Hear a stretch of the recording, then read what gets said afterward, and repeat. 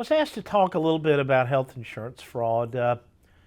This is a serious topic, and really from the standpoint of health insurance fraud, what we are generally speaking of in the legal world is the filing of false claims with the federal insurance payers. These would be Medicare, Medicaid, TRICARE in the case of the military, or the Federal Employees Health Benefit Plan in the case of federal employees. There's an old law that actually dates back to the time of Abraham Lincoln called the False Claims Act. In the case of health care, the biggest payer by far in this country is the United States government. Interestingly enough, Medicaid is also partially funded by state governments.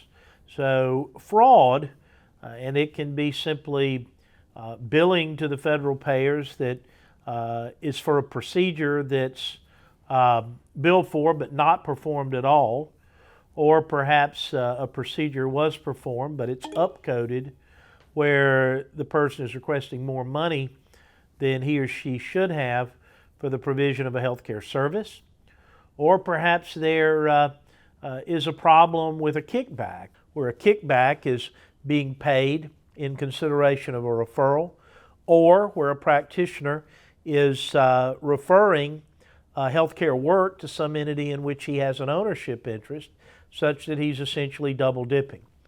In the case where healthcare fraud is performed, the United States government clearly has a major interest in identifying that fraud and abuse and stopping it. As such, when a private patient reports such a situation to his or her legal counsel, that lawyer is required, if he is seeking some redress, to deal with the United States government through what is called a Qui Tam Action.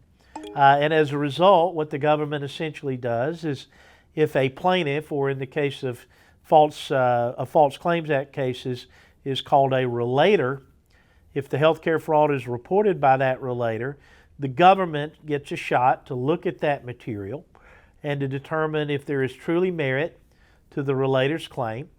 And if that's the case, the government will prosecute the case, they will intervene, pursue the case, and the relator is compensated basically up to 25%, depending on the scenario, of what the government is able to recover from the individuals responsible for the fraud. So in other words, just for the sake of simple numbers, if the government recovered $100,000, the relator could potentially recover $25,000. Frequently it's 20% instead of 25%, depending on whether the government intervenes or it doesn't. But if the government does intervene, the case is usually going to be settled, because these cases typically do not turn out favorably for the defendants. The government has vast resources. They're able to investigate and identify frauds more quickly than virtually any other entity around us. So there generally is ample motivation for these defendants to look at trying to settle with the United States government. The penalties are enormous. They can be up to $12,000 per claim. So you can do the math. If there are 100 claims at $12,000 each, usually though they're more. To boot, they can be assessed trebled damages, so 3 times whatever the value of the fraud is. And remember, the relator, the whistleblower, is able to take a reasonably decent percentage of whatever the government is able to recover. This is an area in particular where I have some pretty significant experience. It also demands an in-depth knowledge of healthcare, its delivery, and where fraud can occur in the healthcare system.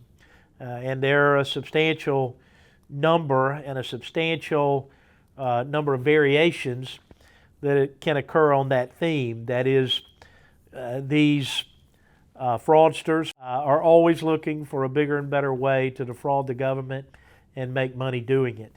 It's important that if you suspect healthcare fraud, that you report it to a qualified attorney who has experience in filing Qui Tam actions, both at the state and federal level. There are state false claims acts in most cases, and again, if Medicaid is involved, you can get the state and the feds involved in doing so. not only help your country and its treasury, but also help yourself.